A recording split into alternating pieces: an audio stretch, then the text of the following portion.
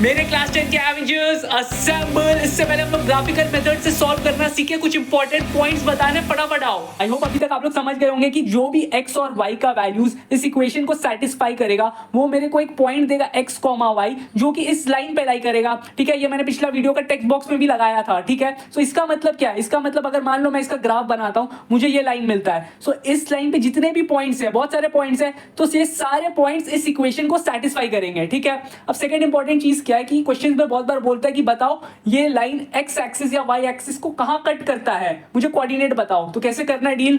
देखो, मान लेते हैं कि इसका मैं ग्राफ बनाता हूं, मुझे कुछ ऐसा मिलता है, मान लेते हैं। ठीक है, अब ये पॉइंट जो है यहाँ पे एक्स एक्सिस को कट कर रहा है, मुझे इसी का कोऑर्डिनेट चाहिए। ठीक है, सो अब इसका कोऑर्डिनेट मान लेते हैं एक्स, वाई है। अब क्योंकि ये पॉइंट इस लाइन पे लाई कर रहा है, सो ऑब्वियस सा बात है ये जो पॉइंट होगा इक्वेशन को सेटिस्फाई करेगा। ठीक है, अब क्योंकि ये पॉइंट एक्स एक्सिस पे लाई कर रहा है, सो वाई कोऑर्डिनेट क्या होगा?